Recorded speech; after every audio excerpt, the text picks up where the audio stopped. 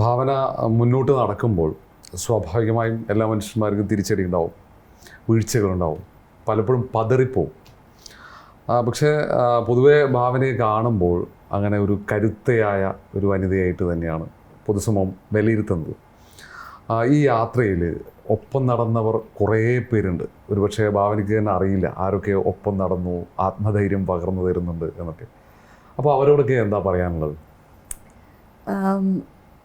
ഞാനങ്ങനെ ഭയങ്കര കരുത്തയായിട്ടുള്ളൊരു വനിതയൊന്നുമല്ല. ഞാനൊരു നോർമൽ ഹ്യൂമൻ ബീങ് ആണ്. എനിക്കും എൻ്റേതായിട്ടുള്ള കുറേ പ്രശ്നങ്ങളും ഡിപ്രഷനും ഒക്കെ ഉണ്ടാവും. പിന്നെ ഞാൻ പറഞ്ഞില്ലേ, നേരത്തെ പറഞ്ഞ പോലെ പുറത്തേക്ക് വരുമ്പോൾ ഞാനൊരു ഹാപ്പി ഫേസ് ആയിരിക്കണം, അല്ലെങ്കിൽ ആരും വേറെ ഒന്നും വിചാരിക്കരുതെന്നുള്ളൊരു സാധനം എൻ്റെ ഉള്ളിൽ ഞാൻ അറിയാതെ തന്നെ ഉണ്ട്.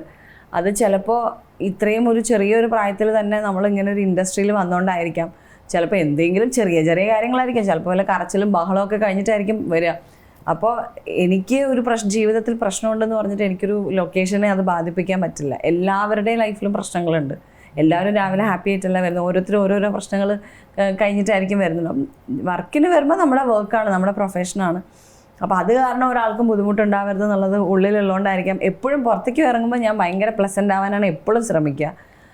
അതിപ്പോൾ ഭയങ്കര മൂഡ് ഔട്ടാണെങ്കിലും ശരി, എങ്ങനെയാണെങ്കിലും പുറത്തേക്ക് വരുമ്പോൾ ഓക്കെ ആണ് എന്നുള്ളൊരു, അത് ഞാൻ അറിയാതെ തന്നെ വരും. ഒരു ചിരി, അല്ലെങ്കിൽ എല്ലാവരുടെ അടുത്ത് അതങ്ങനെ ആവും നമ്മൾ. വീട്ടിൽ ചിലപ്പോൾ ആരോടും അധികം സംസാരിക്കാതെയൊക്കെ ഇരിക്കുന്ന ദിവസങ്ങളുണ്ടാവും, മിണ്ടാതെ. അങ്ങനെ ഓപ്പോസിറ്റ് ആയിട്ടുള്ളൊരു പേഴ്സണാലിറ്റിയും എനിക്കുണ്ട്. ഭയങ്കര ഒരുപാട് സംസാരിക്കുന്ന ഫ്രണ്ട്സിനോട് അല്ലാതെ സൈലൻ്റ് ആയിരിക്കുന്ന ഒരു സൈഡും കൂടി എനിക്കുണ്ട്. പക്ഷേ ഞാൻ അത് അധികം എവിടെയും ഞാൻ കാണിക്കാറില്ല. വളരെ എൻ്റെ ക്ലോസ് ആയിട്ടുള്ള ആൾക്കാർക്ക് മാത്രമേ അറിയുള്ളൂ അത്.